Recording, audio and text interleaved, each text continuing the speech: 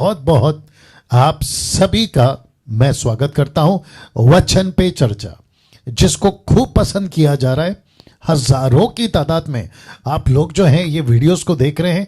अगर मैं गलत नहीं हूं, मेरी याददाश्त के मुताबिक इसको स्टार्ट किए हुए ये चौथा सप्ताह है, शायद चौथा वीक, फोर्थ वीक, अगर मैं गलत नहीं हूं। और मुझे ऐसा लगता है कि इसके प्रति काफी लोगों ने कॉल कर मैसेज के माध्यम से आपने अपनी प्रतिक्रिया, फीडबैक दी है कि पास्टर डैनियल अन्य भाषा या जो चर्चाएं अभी तक की हैं क्रिसमस के ऊपर, या फिर है ना विश्वास की घोषणा रोमी की किताब उसका 10:9 में, तो ये सभी चीजें अभी तक हम कर चुके हैं। और मैं समझता हूं कि अब तक आपने जो है इसको बहुत बहुत आशीष पाया है, सीखा है। तो उसी कड़ी में एक और एपिसोड या फिर एक और वीडियो या एक और प्रोग्राम जो फेसबुक के लिए हमने शुरू किया, वचन पे चर्चा, इसको जो है हम आपके बीच में ला रहे हैं। विषय क्या है, टॉपिक क्या है? क्या अन्य भाषा पे बात करना पवित्र आत्मा का अपमान है?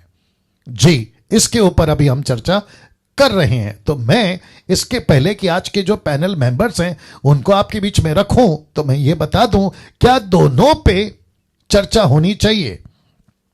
यस, होनी चाहिए, क्योंकि कुछ आत्माएं, दोनों पे चर्चा का मतलब है अन्य भाषा और पवित्र आत्मा, ठीक है ना? क्या दोनों पे चर्चा होनी चाहिए? तो जवाब है यस, होनी चाहिए, क्योंकि कुछ आत्माएं और उसके दान बहुत डेंजरस हैं।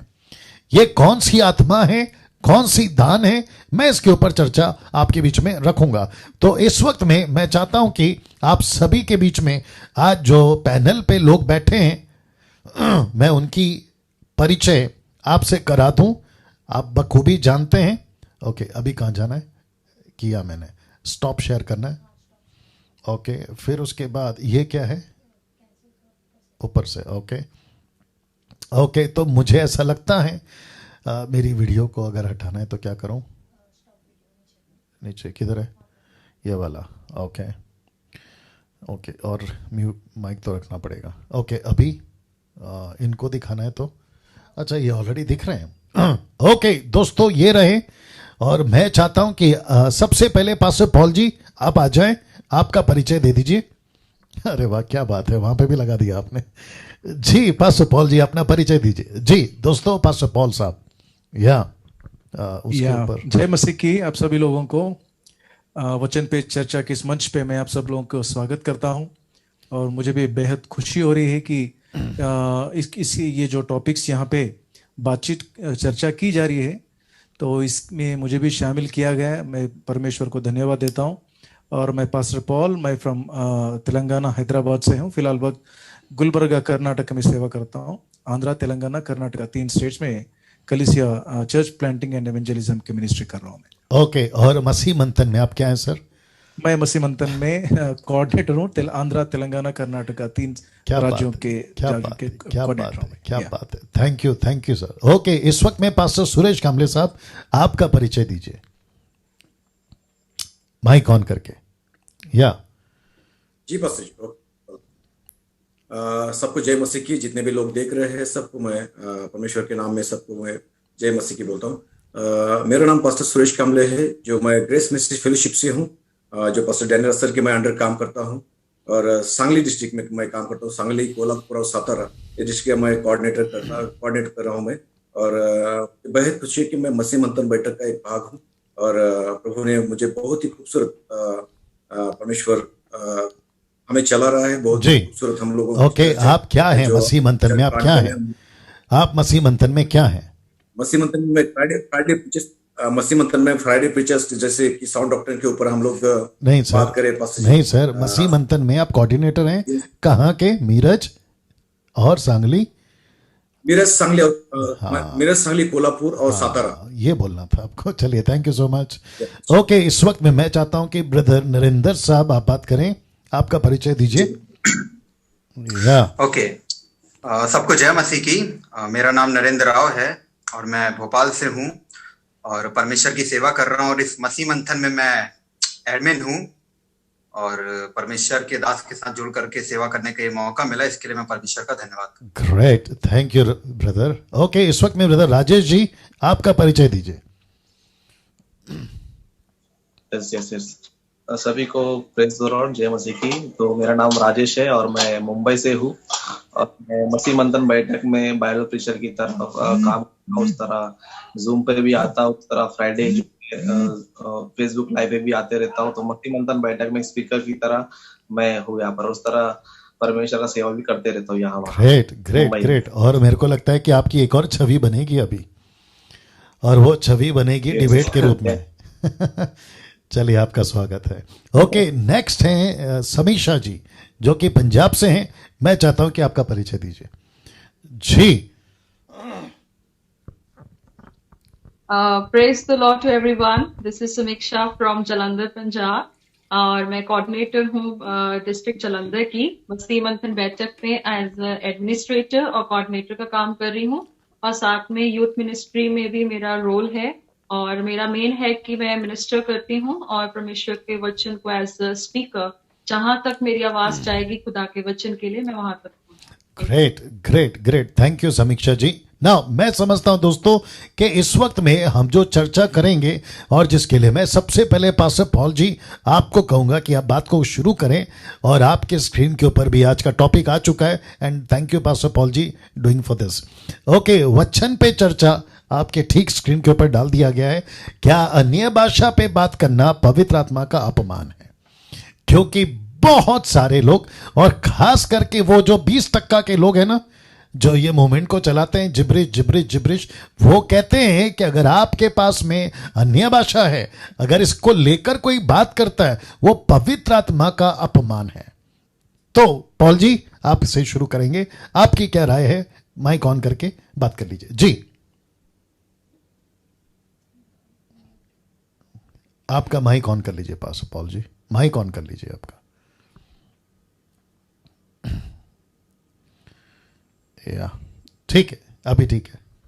Voice is clear, right? या देखिए, वचन पे चर्चा का विषय जो आज का है, क्या अन्य भाषा पे बात करना पवित्र आत्मा का अपमान है? मैं तो ये पहली बार सुन रहा हूँ सर, ये जो चर्चा हो रही है। मुझे लगता है कि ये पहले तो मेरा राय दीजिए, मेरा ओपिनियन देने दीजिए। It is straight way absolutely no. ये मैं यहाँ पे स्क्रीन पे भी दिखा रहा हूँ। एब्सोल्युटली अपमान नहीं होता है, क्योंकि वचन में लिखा गया, लूका की किताब 12:10 में, जहां यीशु ने कहा कि और हर उस व्यक्ति को तो क्षमा कर दिया जाएगा जो मनुष्य के पुत्र के विरोध में कोई शब्द बोलता है, किंतु जो पवित्र आत्मा की निंदा करता है उसे क्षमा नहीं किया जाएगा। शायद मुझे लगता है ये वचन के आधारित ये जो 20% के लोग हैं बात कर रहे, शायद कि if you talk wrong about the holy spirit, और if you talk about tongues in a wrong way, that will be blasphemy. तो इसको मिक्स किया गया है। एक्चुअल वचन देखा गया तो यहाँ पे ये लिखा है कि हम पवित्र आत्मा के खिलाफ, किंतु पवित्र आत्मा की निंदा अगर हम करते हैं तो वो अपमान होती है।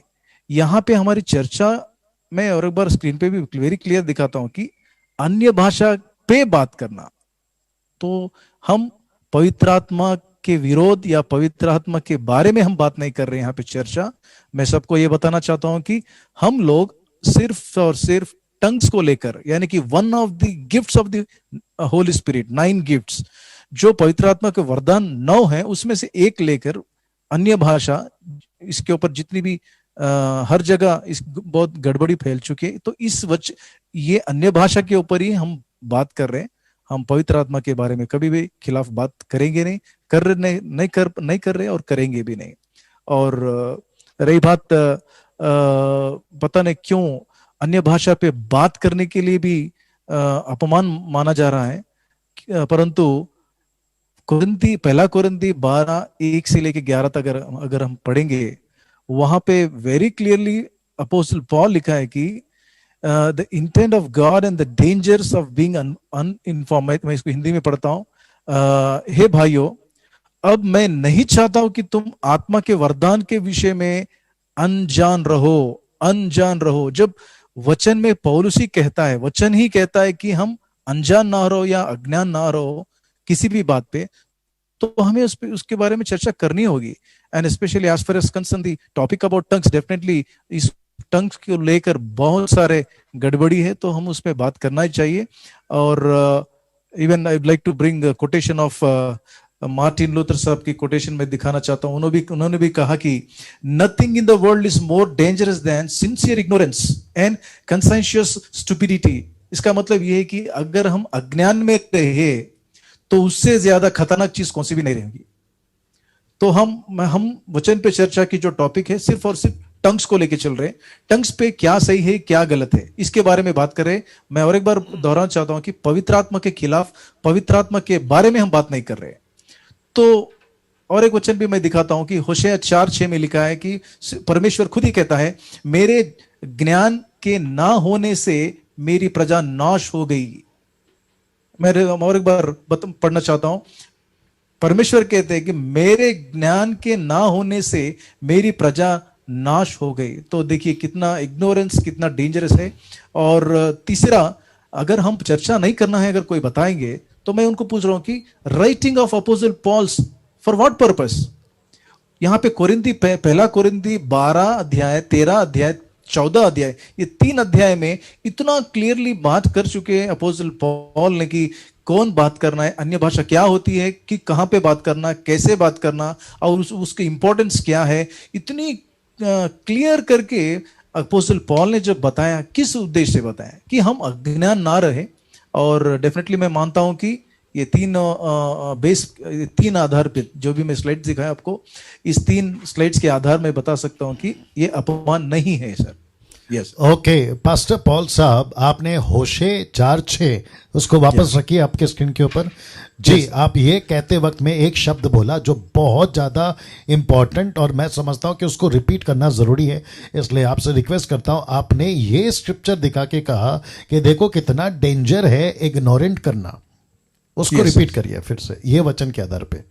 यस, जैसा मैं इससे पहले के जो स्लाइड दिखाया था कि मार्टिन लूथर साहब ने जो कहा, nothing in the world is more dangerous than sincere ignorance. इसका मतलब अगर हम अज्ञान में रहेंगे तो उससे ज्यादा खतरनाक चीज कौन सी भी नहीं रहेंगी। तो वचन के बारे में भी हो या टंग्स के बारे में भी हो, अगर हम परिपक्व ज्ञान नहीं है, अगर अज्ञान बनते हैं, तो परमेश्वर खुद कहते हैं कि होशेया 4:6 में, मेरे ज्ञान के ना होने से मेरी प्रजा नाश हो गई। हाँ, तो इसका मतलब है अगर हम अन्य भाषा पे, दोस्तों आप लोग जो अभी 435 लोग जुड़ गए, आप लोग सोचिए कितना पावरफुल स्टेटमेंट पास्टर पॉल साहब का था कि अगर ज्ञान नहीं है आप नाश हो जाओगे। तो किसी मूर्ख ने ये कैसे कह दिया कि अन्य भाषा जो पवित्र आत्मा का दान है, अगर हम उसको जस्टिफाई, अंडरस्टैंड, उसको राइट कॉन्सेप्ट में या कॉन्टेक्स्ट में, जिसको कि 2 तिमोथी चैप्टर 2:15 में पॉल कहता है rightly dividing the word of truth, अगर हम उसको ठीक से नहीं समझेंगे तो कैसे आगे को सिखाएंगे। अगर हम गलत सीख गए, गाय का बछड़ा बना दिए, तो खुद भी पूजा करेंगे, दूसरों को भी पूजा कराएंगे, तो इसको कहते हैं ना कि गई भैंस पानी में। तो जिसके चलते मैं समझता हूं कि ये डिबेट, माफ करें, ये चर्चा, राजेश भाई का डिबेट कॉन्सेप्ट है, ये जो चर्चा अभी हम लेके चल रहे हैं, इसके ऊपर अगर हम बात नहीं करेंगे तो दिक्कत हो जाएगी। तो मैं समझता हूं कि बहुत अच्छा बात बोले पास्टर जी पॉल साहब। ओके, नाउ मैं चाहता हूं कि ब्रदर राजेश आप बात करें इस वक्त में, और हम सुनना चाहते हैं कि पवित्र आत्मा, ये 20% लोग कहते हैं, राजेश भाई कहते हैं कि पवित्र आत्मा पे माफ करें, अन्य भाषा पे चर्चा करना, जिसको जिब्रिश, ये लोग 20% वाले, इसको लेकर चर्चा करना, ये कहते हैं कि अपमान है किसका? पवित्र आत्मा का। तो मैं चाहता हूं कि आप बात करें, आपकी राय रखिए जी। राजेश भाई माइक ऑन कर लीजिए।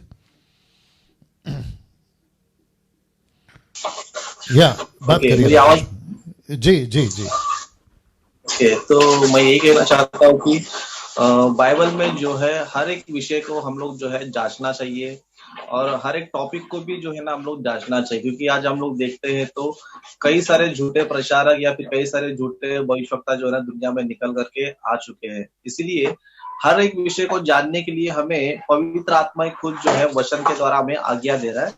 जैसे कि मैं यहाँ पर एक वचन पढ़ना चाहता हूँ, जैसे कि 1 यूहन्ना 4 अध्याय 1 वचन में यहाँ पर ऐसा लिखा है, हे प्रियो, हर एक आत्मा की प्रतीति ना करो, वरन आत्माओं को परखो कि वे परमेश्वर की ओर से है कि नहीं, क्योंकि बहुत से झूठे भविष्यवक्ता जगत में निकल खड़े हुए हैं।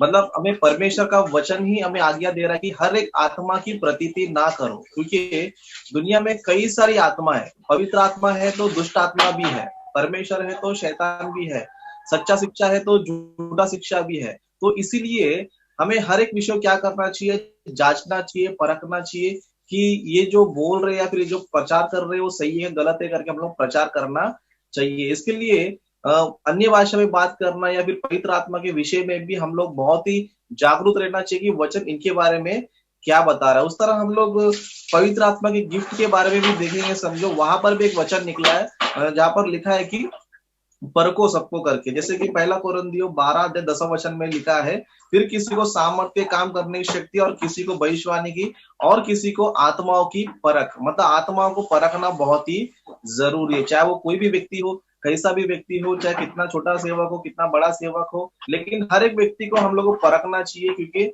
कोई भी झूठ बोल सकता है, कोई भी जो है भटका सकता है, कोई भी कुछ भी बता सकता है। इसलिए वचन हमें बता रहा है कि हर एक आत्मा की प्रतीति मत करो। तो मैं ये समझता हूँ कि चाहे कोई भी टॉपिक हो, चाहे कोई भी विषय हो, चाहे अन्य भाषा हो, चाहे मिरेकल हो, चाहे कोई भी विषय हो, हर एक चीज को हम लोग वचन से परखना चाहिए। अगर हम लोग वचन से नहीं परखेंगे तो अपना नाश हम लोग खुद ही कर सकते। जैसे कि ब्रदर ने अभी तक बताया कि मेरी प्रजा ज्ञान ना होने के कारण नाश हो गई। मतलब बाइबल में क्या लोग को पता नहीं है, लेकिन जो आज पास्टर जो सिखा रहे हैं, जो मिरेकल करने वाले जो सिखा रहे हैं, जो अन्य भाषा में जो लोग बात कर रहे हैं वो लोग सिखा रहे हैं, लोग उसी को सच मान के चल रहे हैं। लेकिन हम लोग जो है बाइबल से क्लैरिटी करना चाहिए कि क्या सही है क्या गलत है। तो मेरा ये मानना है कि हम लोग हर विषय को, चाहे वो अन्य भाषा हो, चाहे मिरेकल हो या कोई भी डॉक्ट्रिन हो, हर विषय को वचन से परखना बहुत ही जरूरी है, क्योंकि हमको पवित्र आत्मा खुद इस विषय में हमको आज्ञा देता है कि हर एक आत्माओं को परखो कि वो परमेश्वर की ओर से है कि नहीं। चेक चेक, बहुत अच्छा।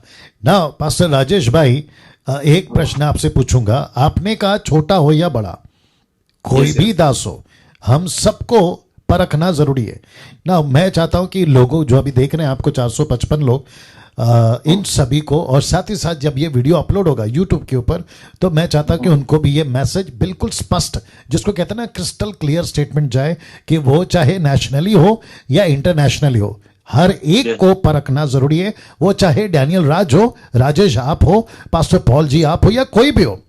मैं बाकी लोग का तो नाम नहीं ले सकता, क्योंकि नाम लेकर मैं किसी प्रकार के ना क्या कहते हैं ना उसको मुसीबत नहीं खड़ा करना चाहता हूं। बट मैं समझता हूं कि सबको परखना चाहिए। अच्छा, एक है परखना चाहिए, राजेश भाई इसको रिपीट कर देना। दूसरा, क्या परखने वाला वचन के नॉलेज के हिसाब से परखे या अपनी सीनियरिटी के हिसाब से परखे? मतलब वो बहुत सीनियर है, चलो वचन को बाद में रखते हैं क्योंकि वो सीनियर है, बहुत ज्यादा अनुभवी है, 40 साल 50 साल का मिनिस्ट्री है, वचन को बाद में रखते हैं क्योंकि वो सीनियर है तो उसकी बात सच होगी। इसके ऊपर भी बोलिए, जल्दी बोलिए।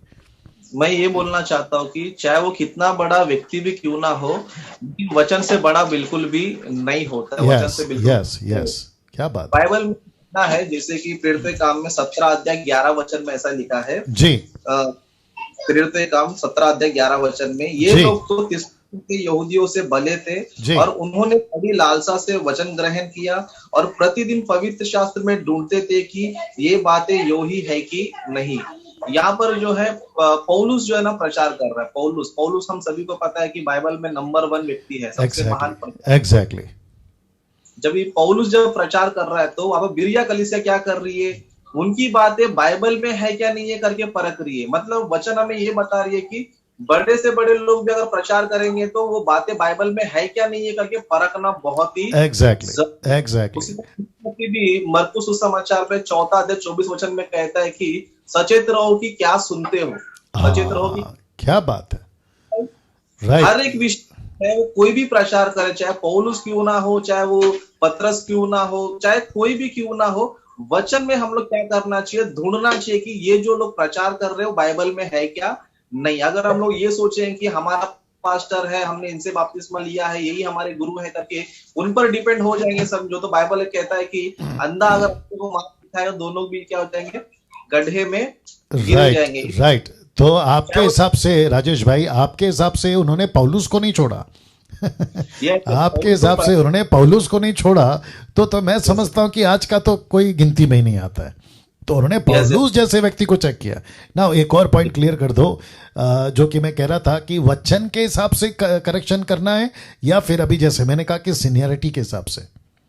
जैसे वचन के हिसाब से हमको करेक्शन करना है, क्योंकि यहाँ पर मैंने अभी वचन पढ़ के बताया था कि जो पौलुस जो बता रहा था वो बातें पवित्र शास्त्र में है क्या नहीं करके चेक कर रहे थे उन लोग। तो इसीलिए हम लोग हर एक व्यक्ति को वचन से चेक करना चाहिए कि ये प्रचार जो कर रहा है वचन में है या नहीं। अगर वो वचन में है तो हम उसे एक्सेप्ट करना चाहिए, लेकिन वचन में नहीं है तो वो कितनी भी अच्छी बात क्यों ना हो, हमें इसे बिल्कुल एक्सेप्ट नहीं करना चाहिए। तो वचन के अनुसार ही एग्जैक्टली। थैंक यू राजेश भाई। ना मैं इस वक्त में सिस्टर समीक्षा आपके पास आता हूं, क्योंकि मैं चाहता हूं कि जो महिलाएं हैं और जो यंग जनरेशन है ना, खास करके जवान लड़का लड़की, उनकी जो माइंड है उनके हिसाब से आप बात करिएगा। और ये जो मुद्दा है जिसको कहते हैं कि अन्य भाषा पे बात करने से पवित्र आत्मा का अपमान है, तो आपकी क्या है राय, वो हमें बताइए जी समीक्षा जी। थैंक यू पास्टर, और सबको मैं फिर से ग्रीट करना चाहती हूँ। पहली बात तो ये है, बहुत ही इंटरेस्टिंग क्वेश्चन है, तो कॉन्ट्राडिक्ट काफी सालों से चल रहा है, but it's a very interesting question. तो जब मैंने भी इसे स्टडी किया तो मुझे भी काफी कुछ सीखने को मिला। The very first question is, मैं इसे एक लाइन को इंग्लिश में बोलना चाहूंगी, salvation is not based upon other tongues but is based upon faith. उद्धार जो होता है वो विश्वास से होता है, ना कि अन्य भाषा बोलने से, नंबर फर्स्ट। दूसरी बात, एक क्वेश्चन आज खड़ा हुआ है, ब्लास्फेमी, पवित्र आत्मा का अपमान। तो पहली बात ये है कि हम जानते हैं कि यीशु मसीह के टाइम में जब शास्त्री और फरीसी लोगों ने भी परमेश्वर के चमत्कारों को देखा, बहुत सारे लोगों ने यीशु मसीह के चमत्कार देखे, बहुत कुछ अद्भुत काम देखे, फिर भी उन्होंने यीशु मसीह का अपमान करके उन्हें क्रूसित किया। तो ये एक अपमान है होली स्पिरिट का, कि जिसमें हम यीशु मसीह को उद्धारकर्ता जानते हुए, समझते हुए भी उन्हें रिजेक्ट करते हैं। दैट इज ब्लास्फेमी, वो है पवित्र आत्मा का अपमान। और दूसरी बात, ये जो अन्य भाषा बोलने से पवित्र आत्मा का अपमान होता है, it's a non biblical act. ये जो है बाइबल में हमें दर्ज नहीं किया गया है। परमेश्वर के डर में रहते हुए बोलती हूँ कि ये चीज बाइबल में मेंशन नहीं है। लिखा गया है कि जो पवित्र आत्मा का अपमान करता है उसका अपराध इस लोक और उस दूसरे लोक में भी माफ नहीं किया जाएगा। क्योंकि देखिए, जिसने सब कुछ देखा, जिसने यीशु के बड़े कामों को देखा, उन्होंने उसे क्रूस पर चढ़ा दिया, तो इससे बड़ा अपमान और क्या हो सकता है। उस सच्चे मसीहा के संदेश को ठुकरा दिया। तो मैं समझती हूँ ये अपमान है, ना कि अन्य भाषा बोलने से कोई अपमान होता है। सबसे बड़ा एग्जाम्पल यहूदा इस्करियोती के बारे में हम जानते हैं कि जब शैतान ने परीक्षा ली तो उसको परखा गया, और अंजाम हम जानते कि जब उसने मसीहा का जो है क्रूस पर चढ़ाने के लिए उसका बड़ा हाथ रहा, तो हम अंजाम भी जानते हैं, ये है अपमान। फिरौन के बारे में हमने मिनिस्ट्री ऑफ मोसेस में भी सीखा कि परमेश्वर की महिमा को जानते हुए, सब कुछ देखने के बाद भी उसने नहीं छोड़ा। ये है अपमान परमेश्वर का, ये है अपमान पवित्र आत्मा। वाह, वंडरफुल। नाउ मैं समझता हूं कि समीक्षा जी ने बहुत सारी बातों को क्लियर किया है, और वो बार बार एक शब्द को कह रही थी कि पवित्र आत्मा का अपमान क्या होता है।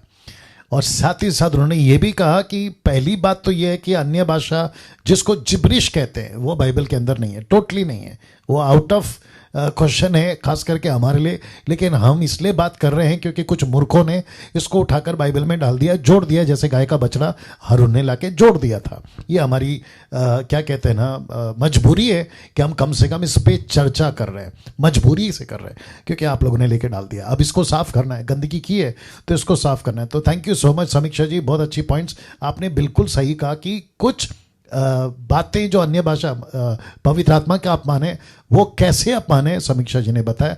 अच्छा, और एक चीज़ आप लोग जैसे अभी सुन रहे हैं, आप लोगों को बता दूं, मुझे लगता है कि 512 लोग अभी देख रहे हैं आपको, और जितने पैनल पे बैठे हैं आपको भी बताता चलूं कि ये वीडियो अब जो है कई जगहों पे दिखेगी।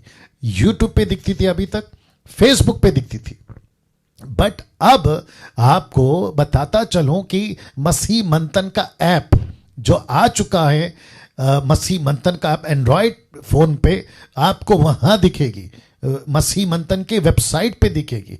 ऐसे करते हुए, और साथ ही साथ जितने भी मसीह मंथन के लैंग्वेजेस के हिसाब से जो पेज हैं, कम से कम 11 मसीह मंथन लैंग्वेज के जो पेज हैं उस पे भी दिखेगी। तो आप लोग उसका भी ख्याल रखें, ध्यान रखें, और आप लोग लैंग्वेज के हिसाब से भी वेबसाइट पे जाकर आप लोग देख सकते हैं जिसको जो लैंग्वेज में चाहिए। नाउ इस वक्त में मैं चाहता हूं कि सुरेश कामले साहब से बात करेंगे। सुरेश कामले साहब आइए, आपसे सुनना चाहेंगे।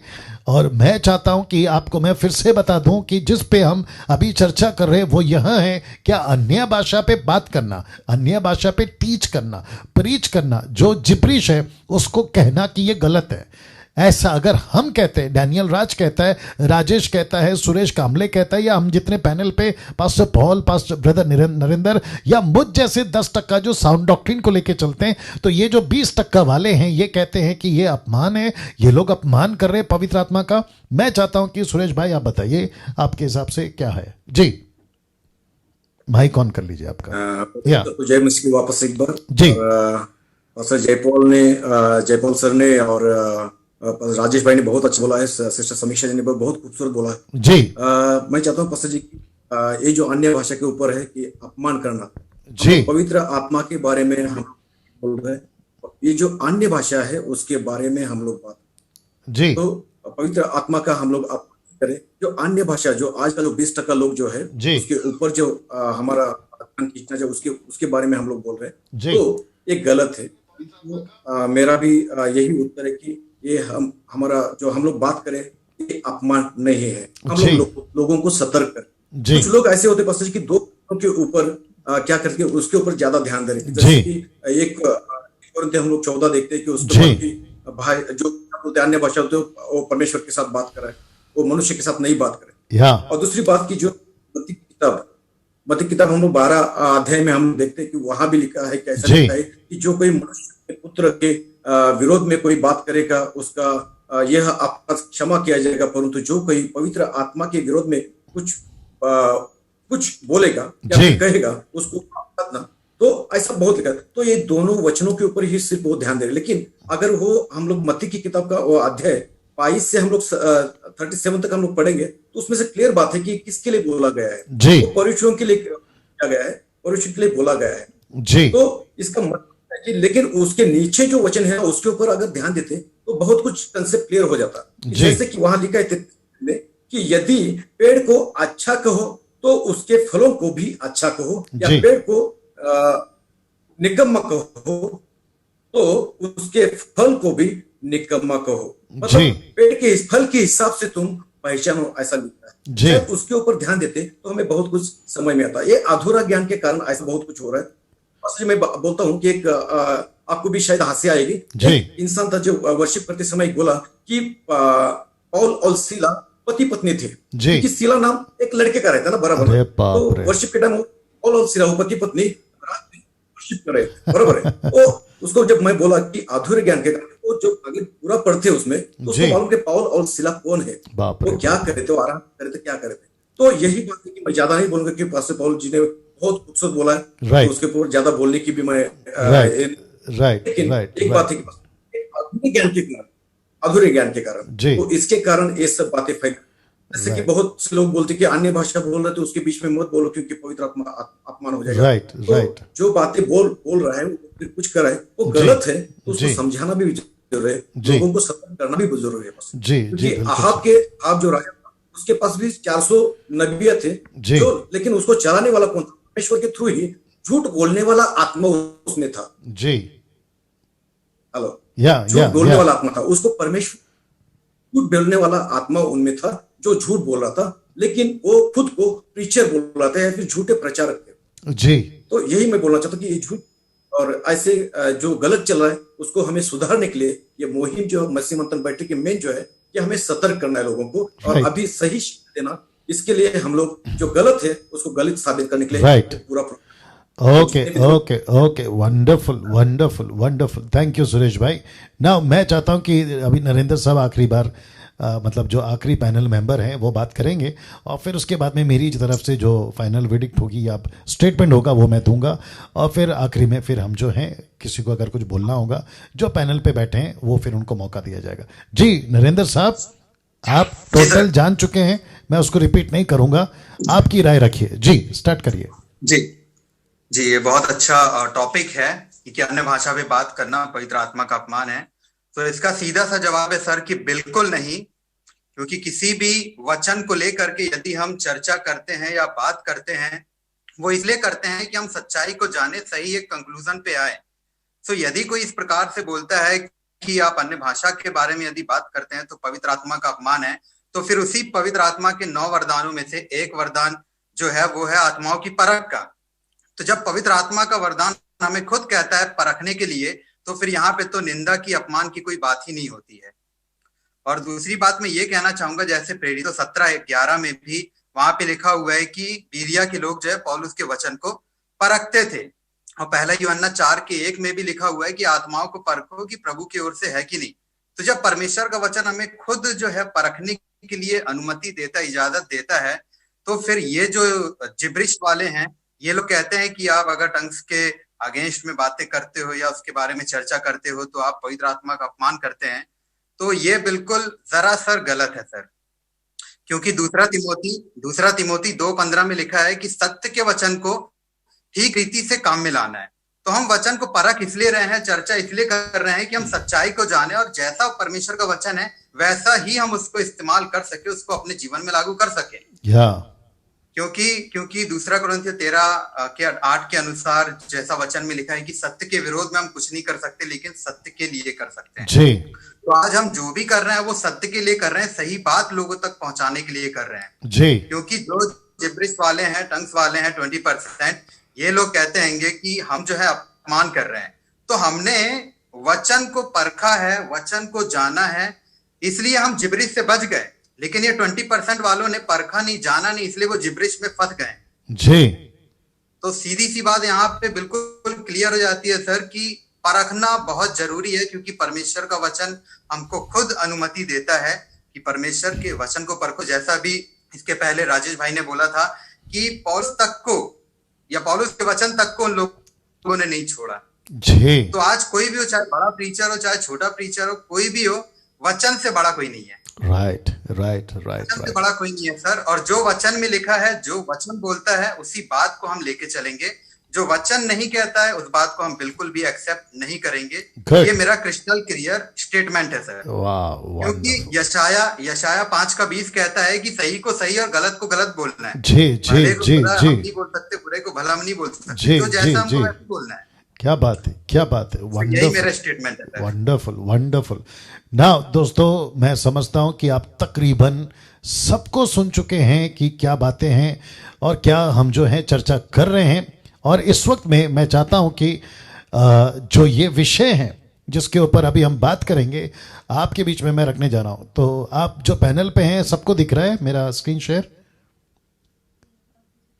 जी दिख रहा है, विजिबल है। चलो, डन। ओके, आप लोग बने रहें। और इस वक्त में मैं यहां से शुरू करूंगा। और साथ ही साथ एक भाई हैं फेसबुक के ऊपर, वो कह रहे हैं, उनका नाम है विमलेश कुमार साहब कह रहे हैं कि सर, हनोक की पुस्तक का भी आप खुलासा करें जिससे हम सब सीख सकें। मैं समझता हूं कि हनोक की जो पुस्तक है, विमलेश भाई, अगर आप सुन रहे हैं अभी, आपको बताता चलूं, और ये बीच में मैंने इसलिए डाल दिया है क्योंकि मेरी नज़र पड़ गई आपके ऊपर, आप जो लिख रहे थे। तो मैं समझता हूं कि इसके ऊपर थोड़ी सी मैं बात करूं ना। ब्रदर जितेंद्र जी, आप जो हमारे एडमिन हैं, आप कमेंट्स पे जवाब मत दीजिए। जितेंद्र जी, आप कमेंट्स पे जवाब मत दीजिए, आप सिर्फ सुनिएगा, ठीक है ना, देखिएगा। ओके, वापस आते हैं। विमलेश साहब का कहना है कि हनोक की पुस्तक, मैं माफ़ी चाहता हूँ पैनल के जो मेंबर्स हैं, आप लोगों को ये सुनना पड़ेगा, थोड़ा सा बोल के हट जाऊंगा, फिर विषय पे आऊँगा। बहुत ध्यान से सुनिए, फेसबुक यूट्यूब वालों, बहुत ध्यान से सुनिए। जो पुस्तक बाइबल के अंदर सदियों से डाली गई है, जिसको हम कहते हैं उत्पत्ति की किताब से प्रकाशित वाक्य की किताब तक, फ्रॉम जेनेसिस टू रेवलेशन, जो गिनती में आती है 66 पुस्तक, 66 बुक, उसको छोड़ बाकी किसी और पुस्तक की जरूरत नहीं है। यह प्रश्न, यह मुद्दा, हनोक की पुस्तक से कुछ सीख सकते हैं। यह अब उठा था, यह तब भी उठा होगा। पहली सदी, दूसरी सदी, पौलुस के टाइम पे पौलुस ने कहा तिमोथी को कि जो दादा दादियों की कहानी है ना, उस पर मन मत लगा ना। और एक चीज क्लियर करता हूं, हनोक की पुस्तक क्या सिखाएगी? एलियंस के बारे में हनोक की पुस्तक क्या बताएगी? नेफिलियंस के बारे में, जो दानव है, हनोक की पुस्तक क्या बताएगी कि ऊपर क्या है ग्रह में, नीचे क्या है पृथ्वी पर? हमें क्यों चाहिए वो सारी चीजें? हमको मत्ती की किताब ठीक से नहीं समझ में आ रही आज के युग को, तो फिर हनोक की किताब क्यों चाहिए? ये कुछ ऐसे लोग हैं जो मीडिया पे बैठे हैं, मैं जानता हूं उनका नाम तक बता सकता हूं लेकिन जरूरी नहीं है। ऐसे कुछ लोग हैं जो अपनी यूट्यूब की दुकान चला रहे हैं, जिनको सब्जेक्ट नहीं है, डिसाइपलिंग नहीं करते। मैं डंके की चोट पे ओपन चैलेंज देता हूं, ऐसों की वीडियो पे जाइए और टाइप करिए कि सो एंड सो ने कभी डिसाइपलशिप पे बात किया है, आपको नहीं मिलेगा। चर्च प्लांटिंग पे बात किया है, आपको नहीं मिलेगा। हाउ टू बी एवेंजलिस्ट, इस पे बात किया है। हाउ टू डू इवेंजलिज्म, इस पे बात किया है, आपको नहीं मिलेगा। ये ऐसी बातें लाते हैं जिसका मसीह की दया की उन्नति से कोई फायदा नहीं। इसलिए पौलुस कहता है पहला कुरिन्थियों पहला अध्याय वचन 23 में, 1 Corinthians chapter 1 verse 23 में वो कहता है कि क्रूस की कथा यानी यीशु की बातों को छोड़ मैं किसी को नहीं जानूंगा। तो विमलेश भाई, मैं समझता हूं कि यह जवाब आपके लिए फिलहाल के लिए काफी होगा और ऐसे लोगों के लिए भी काफी होगा जो किसी प्रकार की पुस्तक को लेकर आकर स्टडी करो या करवा दो। ऐसी मूर्खता और बकवास और फुलिशनेस के लिए हमारे पास टाइम नहीं है और ना ही किसी को होना चाहिए, क्योंकि यहां पे सबसे पहली प्रायोरिटी प्राथमिकता माफ करें, वह यहां है कि चेला बनाएं, कलीसिया की स्थापना करें और सुसमाचार का काम करें। हनोक ने क्या किया, हनोक ने क्या बोला, हमें नहीं चाहिए। जितनी बातें दर्ज हैं वो काफी है, उसको समझ लेंगे तो मैं समझता हूं जरूरी। अब आते हैं इसके ऊपर, वचन के चर्चा के ऊपर। क्या अन्य भाषा पे बात करना पवित्र आत्मा का अपमान है? ये दोनों पे चर्चा होनी चाहिए। एक है पवित्र आत्मा और दूसरा है उसके दान, दोनों पे चर्चा होनी चाहिए। मैं यहां से आपको ये स्टेटमेंट दे रहा हूं ना, जितने पैनल पे हैं वो भी सहमत होंगे। अगर हम पवित्र आत्मा को नहीं समझेंगे तो पवित्र आत्मा पर विश्वास कैसे करेंगे? पवित्र आत्मा क्या है, पवित्र आत्मा के कार्य क्या है? वो बिजली का करंट है या वो व्यक्ति है? क्योंकि कुछ लोग सिखाते हैं पवित्र आत्मा बिजली का करंट है, तो आपको बता दूं या बताता चलूं कि पवित्र आत्मा बिजली का करंट नहीं है, वो एक व्यक्ति है। He is a person. तो अगर वो पर्सन है तो वो बिजली का करंट कैसे हुआ? कुछ लोग कहते हैं फूंक मार रहा हूं ले लो, तो क्या पवित्र आत्मा हवा है? कुछ लोग कहते हैं मैं धक्का मार रहा हूं, तो क्या पवित्र आत्मा फोर्स है? जी नहीं, उसके पास में फोर्स वाली ताकत है, उसके पास में ब्लो करने की ताकत है, उसके पास में बिजली जैसा करंट देने की ताकत है, लेकिन वो बिजली नहीं है, वो हवा नहीं है, वो किसी प्रकार का आंधी तूफान नहीं है। वो परमेश्वर है नंबर 1, वो व्यक्ति है नंबर 2। आपको समझना होगा, व्यक्ति मतलब व्यक्ति वाला गुण। नाउ ये दोनों पे चर्चा होनी चाहिए, तो जवाब है यस होनी चाहिए। नाउ क्यों वचन पे चर्चा का ये सब्जेक्ट, पवित्र आत्मा के दान पे चर्चा करना जिब्रिश कहते हैं पवित्र आत्मा का अपमान है। अभी इनकी मूर्खता आज खुलेगी और मैं रिक्वेस्ट करता हूं कि आप लोग जरूर देखें। 540 लोग देख रहे हैं, मैं रिक्वेस्ट करता हूं कि आखिर तक बने रहें और इस बात को समझें। लिखा है क्योंकि कुछ आत्माएं और उसके दान बहुत डेंजरस हैं। आपके स्क्रीन के ऊपर जी रिपीट करता हूं कि कुछ आत्माएं और उसके दान बहुत डेंजरस है। मसीह की देह में यह आ चुकी है, ऑलरेडी काम कर रही है। इसका जिक्र कहां कहां और कब कब हुआ है, आइए देखते हैं। दूसरा इतिहास अध्याय 18 से 20 तक में, 2 Chronicles chapter 18 verse 18 to 20 onwards लिखा है, 20 तक में लिखा है, मिकाया ने कहा इस कारण तुम लोग यहोवा का ये वचन सुनो। किसको कहता है? उस वक्त के लोगों को, इजरायलियों को कहता है, और कहता है कि मुझे सिंहासन पर विराजमान यहोवा, ये बात कर रहा है परमेश्वर के उस सिंहासन की जहां पे उसने दर्शन देखा। वो कहता है कि मुझे सिंहासन पर विराजमान यहोवा और उसके दाहिने और बाएं खड़ी हुई स्वर्ग की सारी सेना दिखाई पड़ी। तब यहोवा ने पूछा, किससे? मिकाया से पूछा या फिर उससे कहा? यहोवा ने पूछा, इज़राइल के राजा अहाब को कौन ऐसा बहकाएगा? चर्चा चल रही है, बातचीत चल रही है, क्योंकि एक युद्ध का माहौल था। लेकिन लिखा है कि वह गिलगाद के रामोत पर चढ़ाई करके खेत आए। फिर लिखा है तब किसी ने कुछ और किसी ने कुछ कहा। अब इसको देखिए, लिखा है निदान, एक आत्मा पास आकर यहोवा के सम्मुख खड़ी हो गई। यह कौन सी आत्मा है? रखने जा रहा हूं। अचानक वहां पर क्यों आ गई? बताने जा रहा हूं। यह सब माजरा क्या है, आइए देखिए। लिखा है निदान, एक आत्मा, मतलब सब कुछ जब चल रहा था तो अचानक से एक आत्मा पास आकर खड़ी हो गई और क्या कहती है, देखिए लिखा है, कहने लगी, कौन? आत्मा कहने लगी, मैं उसको बहकाऊंगी। ये जो शब्द है ना, मैं उसको डिसीव करूंगी, मैं उसको बहकाऊंगी। ऐसा क्यों?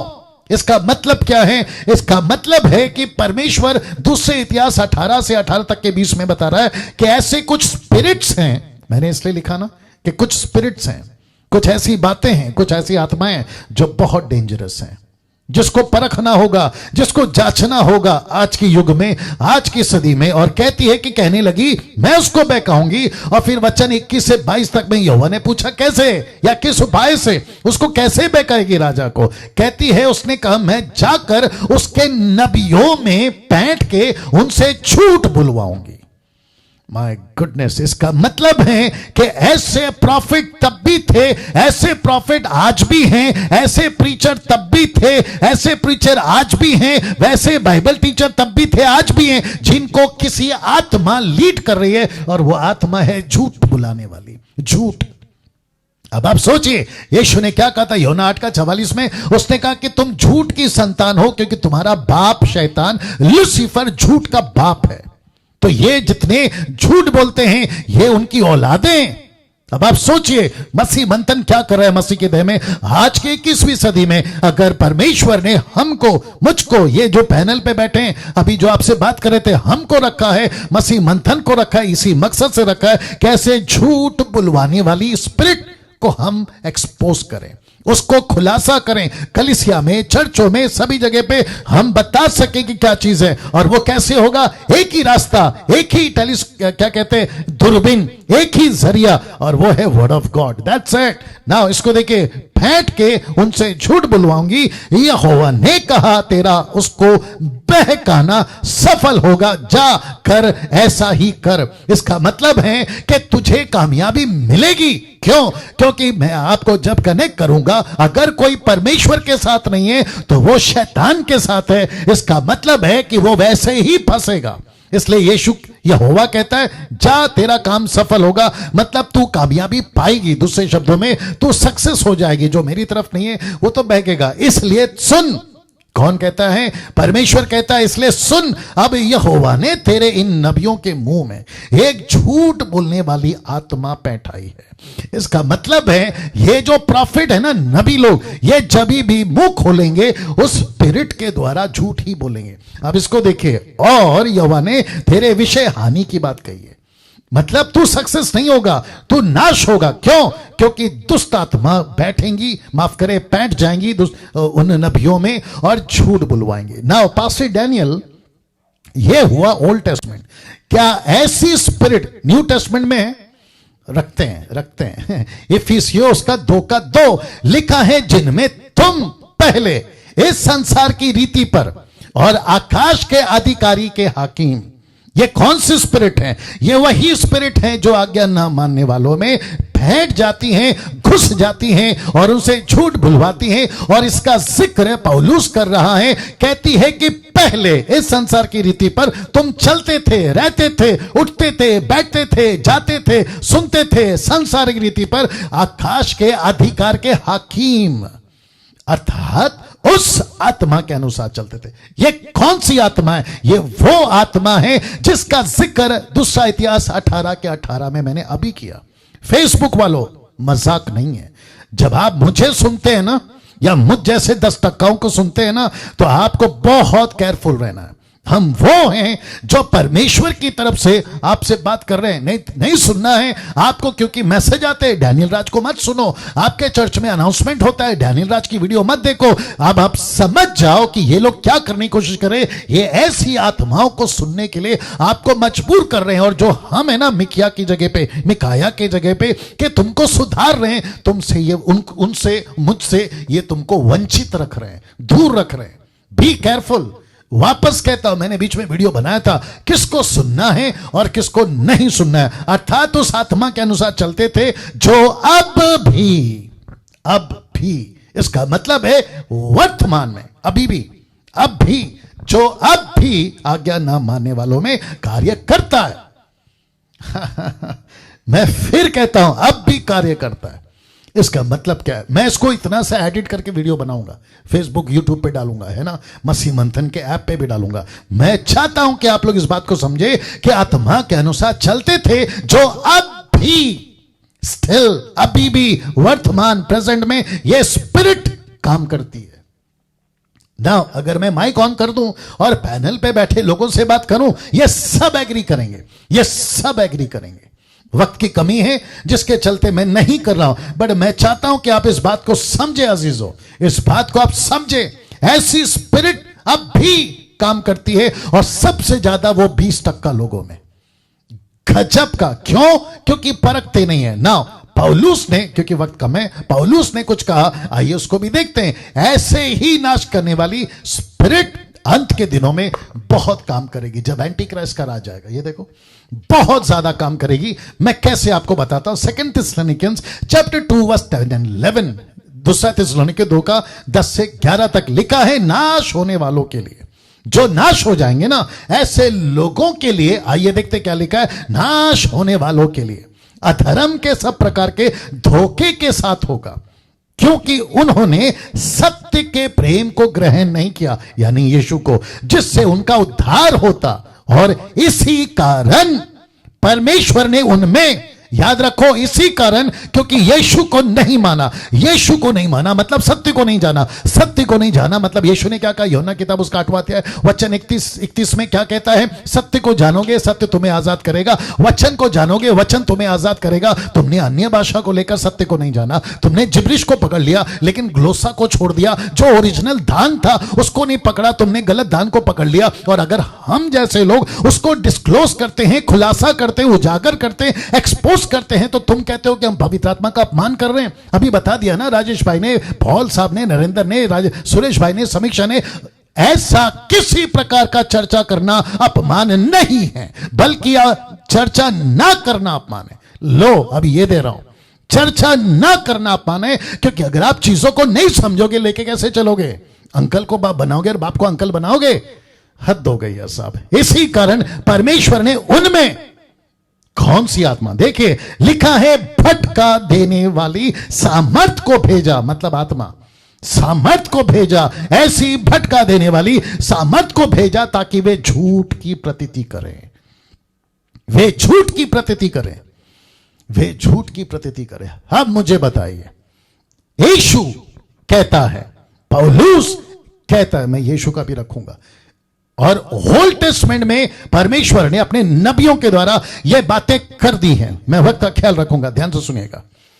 अब सोचिए, सोचिए ना, 2 तरह से ये कार्य करते हैं।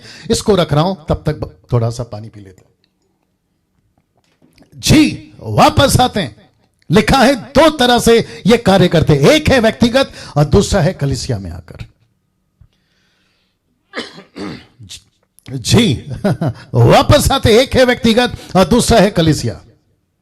पास्टर डैनियल ये कैसे करते हैं? व्यक्तिगत अटैक करती है सबसे पहले, एक लीडर को अटैक करती है, एक बिशप को, पास्टर को, रेवरेंड को, मुझ जैसे बाइबल टीचरों को, और जो सोशल मीडिया पे बात करते हैं ऐसों को, और ये उनको अटैक करती है, उनको सिखाती है, और फिर उनको घुसाती है कलीसिया में। कलीसिया में कैसे घुसाती है? ये क्या करते हैं? ऐसे जो सुपर नेचुरल टाइप के, जो out of scripture, non biblical Bible का जो स्क्रिप्चर है ना, उसके बाहर जो एक्टिविटी करते हैं ना, सुपर नेचुरल पावर में नीचे गिराना, फूक मारना, 1 2 3 बोलना, कोट घुमाना, रुमाल घुमाना, तेल और रुमाल, तेल नमक पानी बेचना, ऐसे वालों को ये अपने कलीसिया में बुलाते हैं। कहते हैं कि पास्टर जी आपको कुछ मिला है, कलीसिया में बांट के जाओ। ये 2 तरह से काम करते हैं। मैं फिर कहता हूं, जितने डिनोमिनेशन है, 2020 में आपका परमेश्वर ने ना कलीसिया को हिला दिया, सबकी कलीसिया को हिला दिया जी। ये एग्री करो आप। अब उसमें 1 साल आपको टोटल दिया।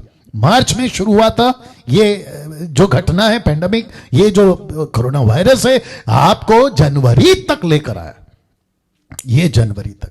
और मुझे ये बताने दीजिए, आपको इतना वक्त दिया है, सोच के देखो, नेक्स्ट प्रीचर, आपकी कन्वेंशन, आपका क्रूसेड, आपकी मीटिंग, आपका चर्च का anniversary, XYZ, special meeting, youth meeting, concert, convention, जिसको भी आप करते हैं, बहुत सोच समझ के किसी व्यक्ति को बुलाओ जिसके पास में अगर गलत आत्मा है ना तो तुम्हारी कलीसिया में गलत आत्मा घुसा देगा।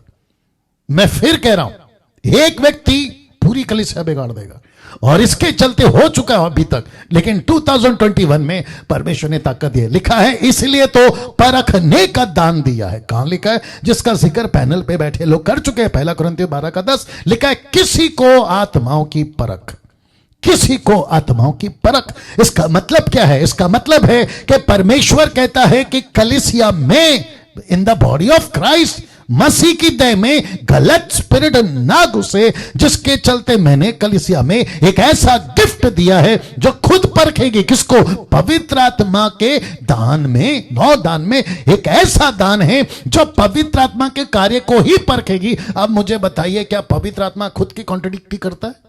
खुद की स्टेटमेंट को कॉन्ट्रडिक्ट करता है, विरोध करता है? क्या बात करते हो यार, कहां से लेकर आते हो ये कॉन्सेप्ट? और वो मूर्ख होंगे, वो मूर्ख होगी जो ऐसा कहते हैं कि पास्टर डैनियल अन्य भाषा पे चर्चा करते हैं, अन्य भाषा पे बात करते हैं, वो पवित्र आत्मा का अपमान करते हैं। तो फिर ये क्या है? ये क्या है? खुद पवित्र आत्मा कहता है परखो। देता हूं। क्या एक विश्वासी, अब इसको देखो, क्या एक विश्वासी भटका देने वाली आत्मा का शिकारी या शिकार हो सकता है? जी, मेरा प्रश्न है, बहुत ध्यान से सुनिए। 580 लोग आप लोग अभी जुड़ चुके हैं। क्या एक विश्वासी भटका देने वाली आत्मा का शिकार हो सकता है? शिकार हो सकता है? यह प्रश्न है, क्वेश्चन मार्क। अब आपका जवाब नहीं पता, आपके मन में उठेगा, मैं तो प्रभु की बेटी हूं, मैं तो प्रभु का बेटा हूं, I am a child of God, daughter of God. ये कैसे हो सकता है? मैं 50 साल का विश्वासी, मैं तो बिशप हूं, मैंने इतनी कन्वेंशन की, अरे मैं तो रेवरेंड हूं, अपोस्तल हूं, प्रॉफिट हूं, मैं अलाना हूं, मैं फलाना हूं, मुझे तो पूरी दुनिया जानती, मेरे पीछे तो रिकॉर्ड है कि मैंने क्या क्या सामर्थ के काम किए। मैं उस तक को पूछ रहा हूं, क्या एक विश्वासी भटका देने वाली आत्मा का शिकार हो सकता है? तो जवाब सुनना चाहोगे? फेसबुक वालों, यूट्यूब वालों, मसीह मंथन के ऐप से देख रहे हो, मसीह मंथन के वेबसाइट से देख रहे हो, आप जहां कहीं से भी देख रहे हो, मैं आपको सीधा कहना चाहता हूं, जवाब है बिग यस, बिग यस, सबसे बड़ा हां। भटक सकते हैं, भटक सकते हैं। यह भटका देने वाली आत्मा अच्छे अच्छे सेवकों को भटका सकती है। जवाब है यस, जवाब है यस। कैसे? क्या कोई एविडेंस, क्या कोई वचन आपके पास में? 1 यूहन्ना 4:1 लिखा है, हे प्रियो, हर एक आत्मा की प्रतीति ना करो, लिखा है वरन आत्माओं को परखो, आत्माओं को परखो कि वे परमेश्वर की ओर से हैं कि नहीं, क्योंकि बहुत से झूठे भविष्यवक्ता जगत में निकल खड़े हुए हैं। प्रश्न उठता है, कहां खड़े हुए हैं? आपकी कलीसियाओं में, सोशल मीडिया पर और आपकी मीटिंग्स में। मेगा मीटिंग, बड़ी मीटिंग, मेरी मीटिंग में 1000 लोग, लाख लोग आते हैं, ऐसी मीटिंग में खड़े हो गए। बहुत अच्छा बोला राजेश ने, क्या कहा कि वहां की कलीसिया ने, एक्ट चैप्टर 17:11, उसने कहा कि वहां की कलीसिया ने पौलुस तक को चेक किया। तो फिर ये लोग क्या चीज है बताइए? ये लोग क्या चीज है? हम सबको परखना होगा कि कौन सी आत्मा क्या है ना। इसको देखिए, 1 तीमुथी 4:1, 1 तीमुथी चैप्टर 4:1 कहता है, परंतु आत्मा स्पष्टता से कहता है कि आने वाले समय में, इसका मतलब है अभी पौलुस कह रहा है, कितने लोग, कितनी मिनिस्ट्री, कितने डिनोमिनेशन, कितने पास्टर, कितने विश्वासी, दास दासी, बेटा बेटी, लिखा है बरमाने वाली आत्माओं और दुष्ट आत्माओं की शिक्षाओं पर, डॉक्ट्रिन पर, टीचिंग पर, लिखा है शिक्षाओं पर मन लगाकर विश्वास से बहक जाएगी। क्या लगाकर? मन लगाकर। इसलिए अभी देखिए, मुझे 612 लोग देख रहे हैं, अभी देख रहे हैं, यह परमेश्वर का अनुग्रह है। जितने पैनल पे आप लोग भी सुनिएगा, अभी मुझे 600 लोग देख रहे हैं, 612 लोग देख रहे हैं, यह परमेश्वर का अनुग्रह है। लेकिन आपको बताऊं, ऐसी बात अगर हम करें ना कन्वेंशन में, मीटिंग में, तो क्या कहेंगे मालूम है? अरे किसी और को बुलाना था, अरे ये क्या बोल रहा है। देखिए, यही तो बात है ना, यही तो बात है ना। नाउ जोर का झटका धीरे से देता हूं। मेरा प्रश्न क्या था? क्या विश्वासी भटक सकते हैं? एक पक्का बाइबल टीचर भटक सकता है? एक बिशप टाइप का प्रीचर भटक सकता है? अपोस्टल, सो कॉल्ड प्रॉफिट क्या भटक सकता है? तो जवाब है बिग यस, भटक सकता है। कैसे? लीजिए, यीशु का स्टेटमेंट दे रहा हूं। यह सब ठीक है, बहुत जरूरी है, लेकिन यीशु का स्टेटमेंट आ रहा है, क्योंकि झूठे मसीह, मत्ती 24:24, मैथ्यू 24:24, क्योंकि झूठे मसीह, झूठे भविष्यवक्ता उठ खड़े होंगे और लिखा है बड़े बड़े चिन्ह, अद्भुत काम दिखाएंगे, यदि हो सके तो। लिखा है यदि हो सके तो। देखिए बहुत ध्यान से, चुने हुए को भी बरमा दे, ऐसा लिखा। इंग्लिश वर्ड है even the elected ones will be deceived. ऐसा लिखा है, चुने हुए को भी बर्बाद है। यह चुना हुआ कौन है? यह पतरस नहीं था यीशु के लिए, जिसको पतरस ने, पतरस ये निकालना पहला एक्ट चैप्टर 5 वर्स 5 निकाल के रखना, मुझे देना। बहुत ध्यान से सुनिएगा दोस्तों, बहुत ध्यान से सुनिएगा।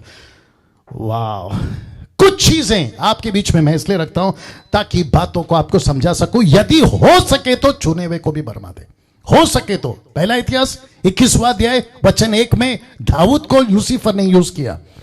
ना इसको देखिए, इधर दीजिए, कहां गया, एक सेकंड दीजिए। हाँ, वचन 3, एक्ट चैप्टर 5 वर्स 3, बहुत ध्यान से सुनना।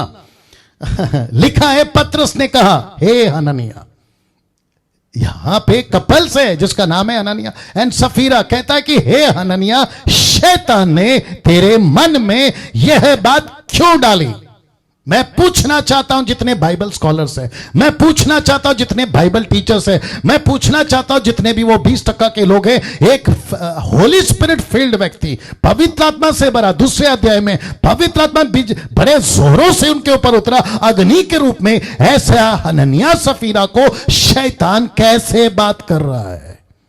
कैसे बात कर रहा है? वही तो बताया ना, जब तुम आज्ञा को तोड़ते हो तो दुष्ट आत्मा तुमको पकड़ लेती है। ऐसा लिखा है एक्लेसियास्टिक चैप्टर 10 वर्स 8, निकालो सब उपदेशक 10 का 8, एक्लेसियास्टिक प्रोवर्ब्स के बाद आता है। एक्लेसियास्टिक चैप्टर 10 वर्स 8, वहां लिखा है, जो बाड़ा तोड़ेगा उसको सांप डसेगा। नहीं लिखा है?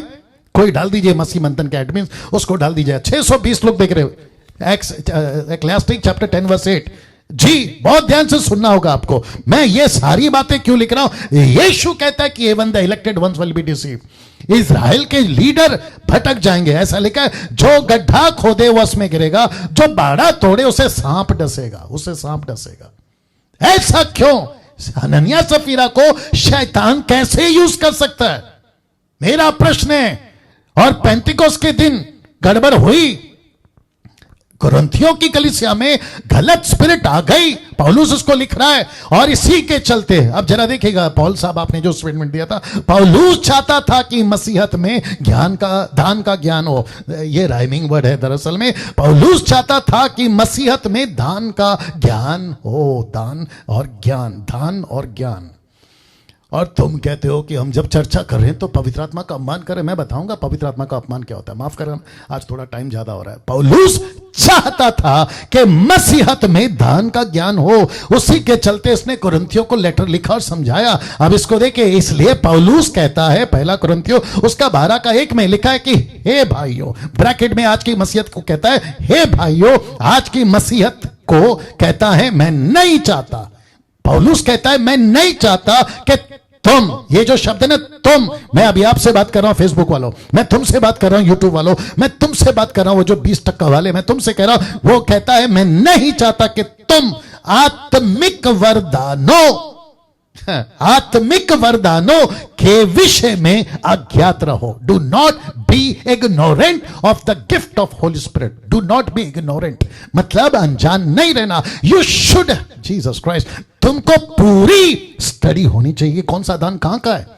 तुमको पूरा नॉलेज होना चाहिए कि कौन सा व्यक्ति कौन से दान में ऑपरेट हो रहा है। पुलपिट पे सूट बूट सफेद कपड़ा पहनकर आने से वो व्यक्ति अगर कुछ मिरेकल्स कर रहा है, इसका मतलब ये नहीं है कि वो डायरेक्ट परमेश्वर की ओर से अप्रिशिएट करता हूं, अगर परमेश्वर की ओर से सल्यूट करता हूं, अगर परमेश्वर की ओर से एक्सेप्ट करता हूं, अगर परमेश्वर की ओर से लेकिन रिजेक्ट करता हूं, उसको नलिफाई करता हूं, उसको कैंसिल करता हूं, अगर शैतान की ओर से। कैसे पता चलेगा? स्क्रिप्चर को बीच में लेकर आओ, वचन को बीच में लेकर आओ। पौलुस चाहता था कि लोगों को दान का ज्ञान हो। पौलुस चाहता था। अब बताइए, क्या हमको स्टडी नहीं होनी चाहिए? शास्त्री जो यीशु को नहीं जानते थे, जानते हो क्या कहा? सुनिए, कहते थे मरकुस का किताब 3:22 में, कहते थे शास्त्री ने जो यरूशलेम से आए थे, ये कहते थे यीशु के बारे में कि उसमें शैतान है। किसमें? यीशु में शैतान है। जबकि यीशु मसीह का चमत्कार, यीशु मसीह का पावर, यीशु मसीह की अथॉरिटी पवित्र आत्मा की तरफ से थी। तो शास्त्री ने कहा कि इसमें दुष्ट आत्मा है, इसमें ये शैतान है। अब इसको देखो, और ये भी कि वह दुष्ट आत्माओं की सरदार की सहायता से दुष्ट आत्माओं को निकालता है। इसकी जो पावर मिनिस्ट्री है ना, वो लूसीफर की तरफ से, इसके जो मिरेकल्स है ना, वो दुष्ट आत्मा की तरफ से। ऐसा स्टेटमेंट दिया। तब शास्त्री नहीं जानते थे कि सच क्या है, वो नहीं जानते थे। इसलिए एक जगह पे पौलुस कहता है कि अगर शास्त्री फरीसियों ने यीशु को जाना होता तो उसको क्रूस पे नहीं चढ़ाते। अगर किसी को रेफरेंस पता है तो डाल दीजिए। शास्त्री फरीसी नहीं जानते थे कि यीशु मसीह कौन है। अगर जानते तो उसको क्रूस पे नहीं चढ़ाते। ये पौलुस का स्टेटमेंट है। तो मैं भी तो यही कह रहा हूं, ये नहीं जानते। अब ये क्यों नहीं जानते? क्योंकि इन्होंने स्टडी नहीं ली, अध्ययन नहीं लिया। अब मेरे स्टेटमेंट सुनो, कहीं यही गलती आपके साथ ना हो जाए। जिसको सही कहना है उसको गलत बोल बैठो, जिसको गलत बोलना है उसको सही बोल बैठो। मरकुस 3:30, मार्क 3:30, क्योंकि वे यह कहते थे कि उसमें अशुद्ध आत्मा है।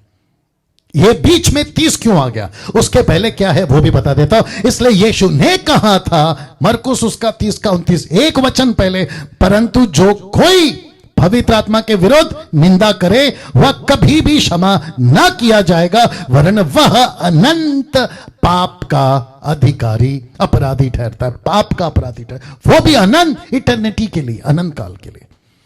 बीच में 29 को मैंने अभी डाला, लेकिन 30 को क्यों डाला था? इसका मतलब है 30 में यीशु कहता है वो इसलिए पाप के अधिकारी हैं क्योंकि उन्होंने कहा कि मेरे अंदर अशुद्ध आत्मा है, मैं जो पावर का काम कर रहा हूं वो अशुद्ध आत्मा है। तो जो मुझे कहते हैं ना, पॉल भाई, राजेश भाई, नरेंद्र साहब, समीक्षा जी, आप लोग भी जरा ध्यान से सुनिएगा। मैं चाहता हूं कि आप लोग इस बात को फोकस करिएगा। जो हमको कहते हैं ना कि डैनियल राज में दुष्ट आत्मा है, मैं उसको कहना चाहता हूं कि बेटा ये तेरे लिए वचन है।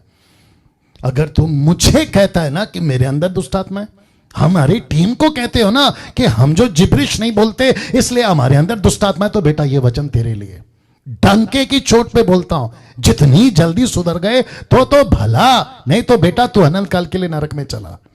न्याय के दिन, नरक के दिन मैं खड़ा रहूंगा तेरे साथ। मुंबई के लोगों ध्यान से सुनो, महाराष्ट्र के लोगों ध्यान से सुनो, नागपुर, पंजाब, गुजरात, बड़े ध्यान से सुनो। ये स्टेटमेंट मैं तुमको दे रहा हूं, जिस दिन न्याय होगा ना मैं खड़ा रहूंगा तुम्हारे साथ। और वहां पे मैं देखना चाहूंगा कि अगर तुम नहीं सुधरे तो तुम्हारी क्या हालत होगी। वचन के साथ बात करो, वचन के बगैर बात नहीं करना। किसी का नेचुरल, किसी का सुपर नेचुरल एक्सपीरियंस उठाकर तो हम पे थोपोगे जो वचन को मैच नहीं करता।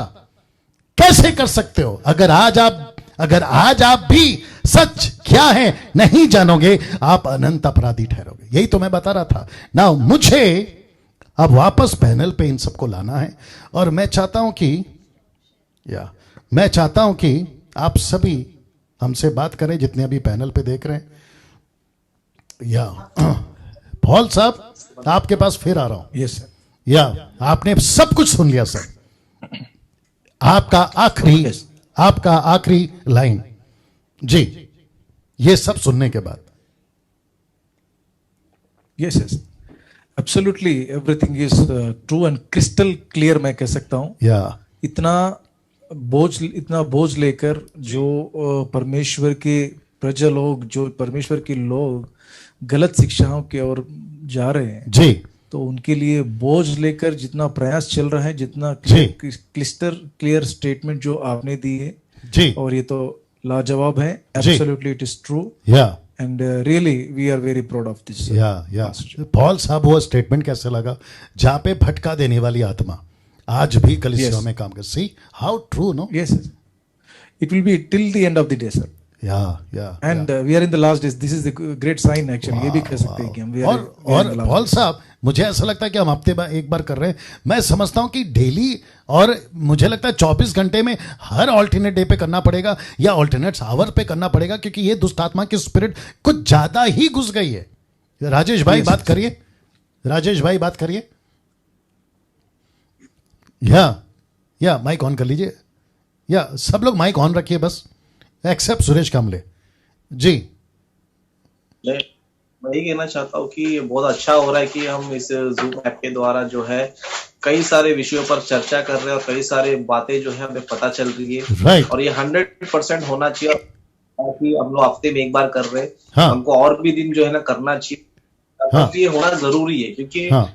गलत शिक्षा जो है ज्यादा हो चुका है, बहुत ज्यादा फैल चुका है। आज विश्वासी जो है ज्ञान नहीं है, बस उनके पास्टर जो बताते हैं, जो सिखाते हैं, वही जो है ना वो लोग मान के चलते हैं। हम अच्छा एक कोशिश कर लोगों को जो सोचने के लिए मजबूर कर रहे हैं, परखो करके हम लोग मसीह मंथन जागरूक कर रहे हैं। मैं समझता हूं कि राजेश भाई अगर ये चर्चा नहीं की होती, बहुत सारे लोग अभी भी डार्कनेस में रहते। समीक्षा जी आपके पास आना चाहूंगा, और मैं चाहता हूं कि पंजाब में सबसे ज्यादा बेड़ा गर्क है, पंजाब से आप हैं, जालंधर से आप हैं, साथ ही साथ एडमिन है, माफ करिए, एडमिन भी हैं और कोऑर्डिनेटर भी हैं। आपको भी ये बात का एहसास होगा कि कितना गलत स्पिरिट पास्टरों में, सेवकों में, अपोस्तल्स, ये जितने भी है ना सो कॉल्ड, और साथ ही साथ चर्चों में घुस गई है। ये सब सुनने के बाद आपने सुना कि कैसी स्पिरिट है ये फॉल्स स्पिरिट, ये झूठी आत्मा। जल्दी से आपके दिमाग में क्या चल रहा, रखिए लोगों के बीच में जी। एग्जैक्टली जहाँ मैं ड्वेल इन करती हूँ वहां पे तो बहुत ज्यादा प्रैक्टिस होती है इसकी, और कोई भी सच्चाई को सुनना नहीं चाहता। तो मैं समझती हूँ कि ये ब्लास्फेमी नहीं है होली स्पिरिट की, क्योंकि मैंने पहले ही मेंशन किया था कि शास्त्री फरीसी भी नहीं समझ सके, कोई समझ नहीं पाया, अपने ही लोग नहीं उन्हें समझ पाए, तो फिर क्या कह सकते हैं। तो आधा अधूरा ज्ञान खतरनाक होता है। तो बहुत अच्छा आपने बताया है, आपने आज पूरा जो है विजन दिया है कि कैसे झूठ बोलने वाली आत्मा प्रवेश कर सकती। So it's very very amazing. और न्यू टेस्टमेंट में भी है, ओल्ड टेस्टमेंट में भी है। यीशु ने तो बहुत डेंजरली बोला है, even the elected ones can be deceived. अब सोच के देखिए, अपना क्या नाम है नरेंद्र साहब, आपके दिमाग में क्या चल रहा है जी फास्ट जी? आवाज आ रही है सर? जी आ रही है, बोलिए।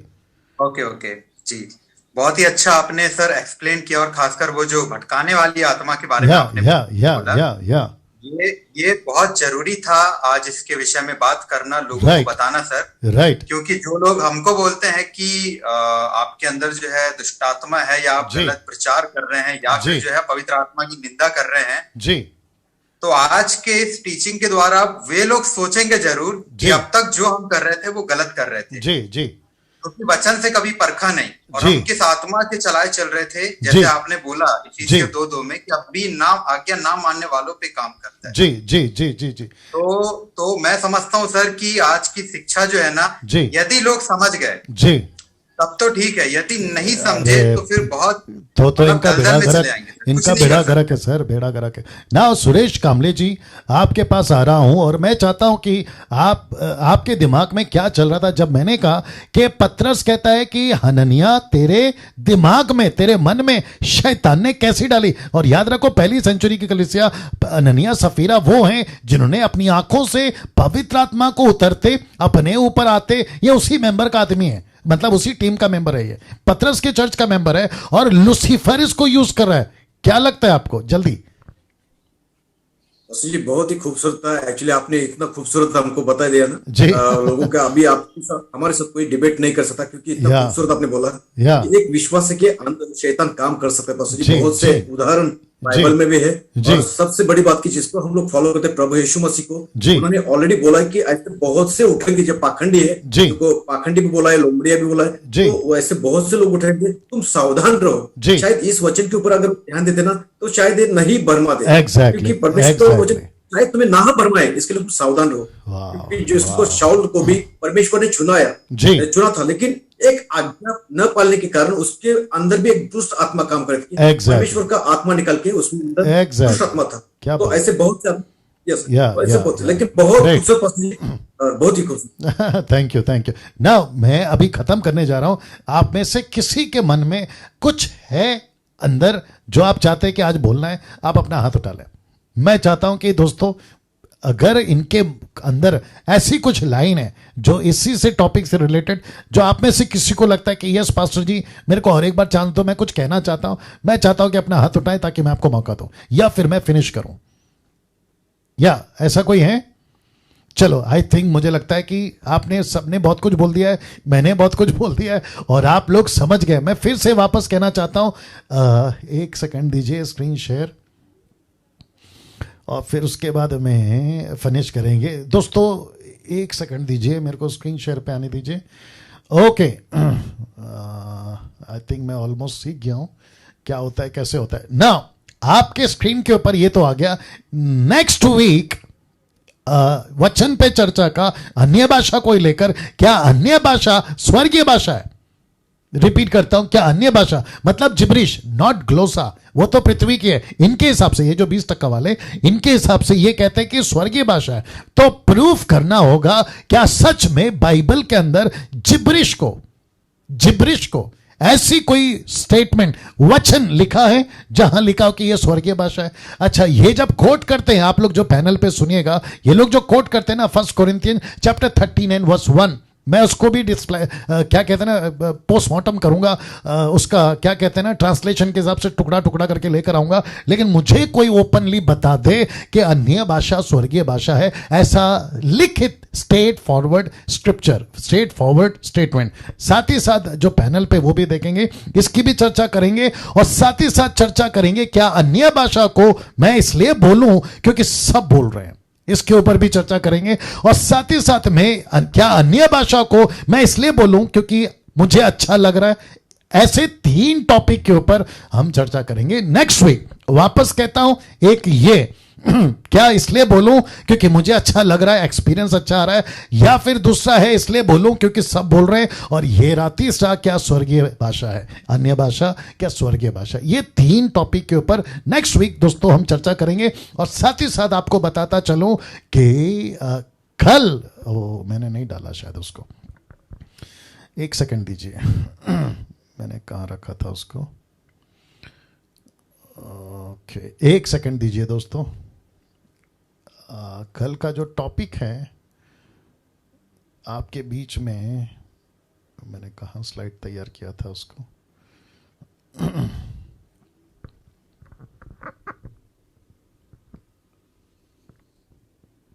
ये क्या आ गया, एक सेकंड दीजिए दोस्तों।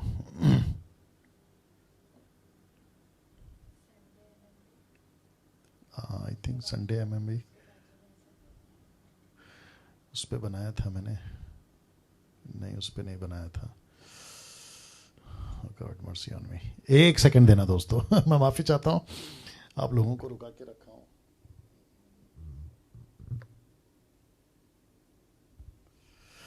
यहां होना चाहिए, एक सेकंड दीजिए, क्योंकि बहुत काम कर रहा हूं, अलग अलग टॉपिक पे बात कर रहा हूं।